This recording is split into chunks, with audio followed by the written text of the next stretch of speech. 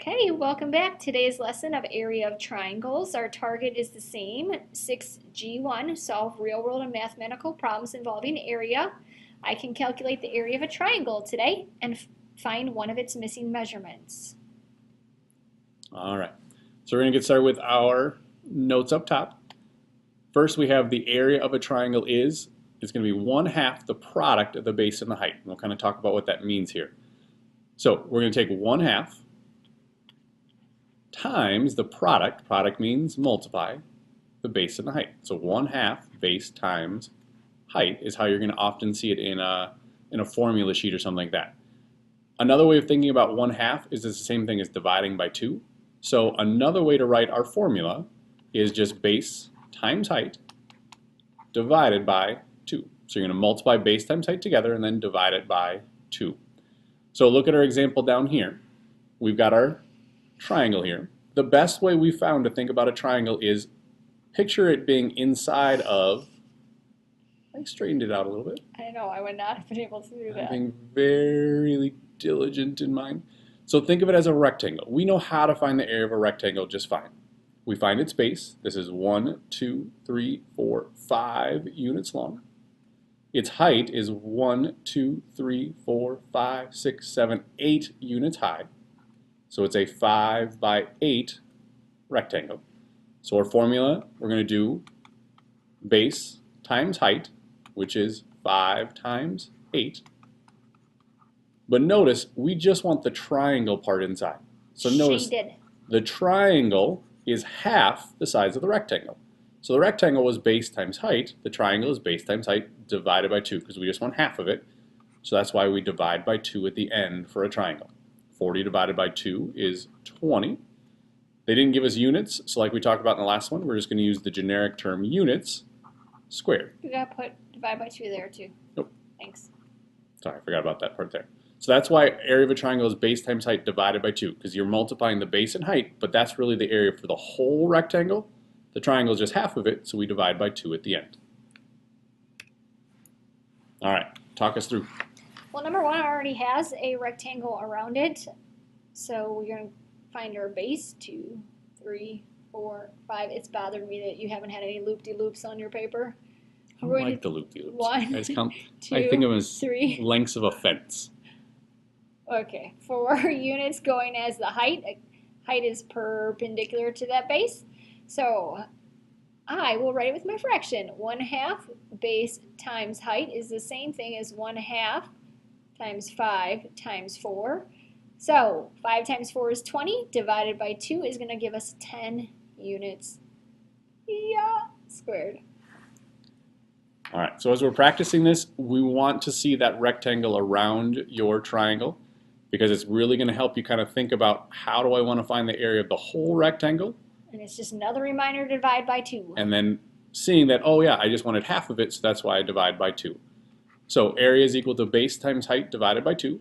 My base is 2. You left the fraction one for me. Of course I did. The height is 5.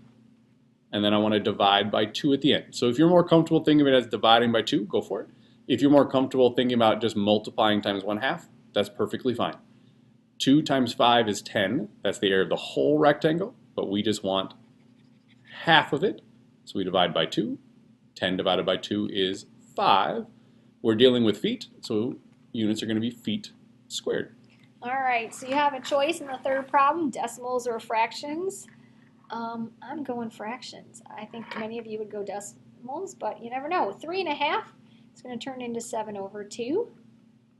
6.5 is going to be 13/2. And then our formula does include that 1/2, or dividing by 2. Top times top and bottom times bottom, 2, 4, 8. Denominator, 13 times 7 is going to get us 91. Now I got to change it back. 8. 8 into 11 is 1.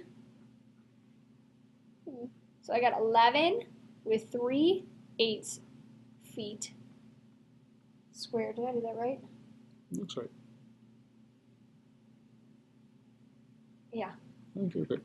Okay, if you want to do decimals, go for it. Just remember to make sure that you count how many places over at the end and put that decimal point back in there. And don't forget to divide by 2. All right, so hopefully you've noticed in each of these problems, we haven't been taking two sides of the triangle to find our areas. We've been looking No for that slant. height, which is that vertical distance. We're always looking for that right angle when we're looking for our height. So just like parallelograms, we didn't multiply just two sides together. We always look for the base and the height that meet at that right angle. So now we're going to go backwards. We're going to find a missing measurement. Just like our other one, you start with the formula. The formula is base times height divided by 2. When Mrs. King does hers, she's going to show it using the fraction, the times 1/2. Trying to be But plug in consistent. what you know. We know the area is 42. We know the base is 14. But we don't know the height. So there's kind of two ways to tackle this one. Mrs. King's going to show it where she multiplies times 1/2. Really, you're just taking care of the number parts here. 14 divided by 2 is 7. Yeah. So I have 7h now. It's a one-step equation. Yeah. Now you're just solving your equation. They multiply by 7, so I'm going to divide by 7. 6 is equal to h.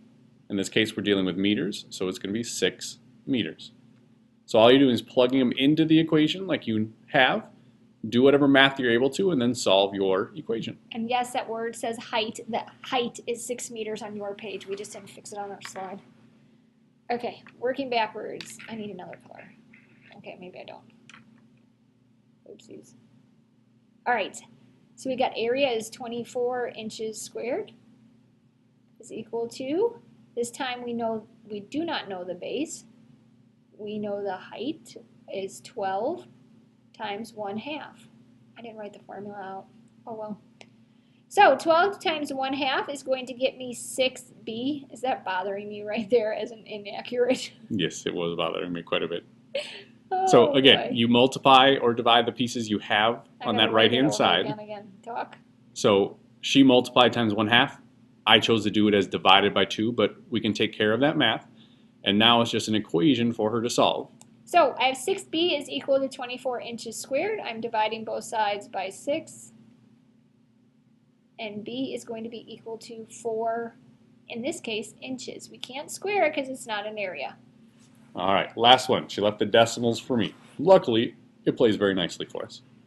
So area is equal to base times height divided by 2. My base is 15, my area is 37.5. So 37.5 is equal to 15 times my height divided by 2. Ooh. I'm going to go ahead and take care of the math that I know how to do here. 15 divided by 2. If you're not sure what it is, do a quick little division problem. 2 goes into 15 7 times.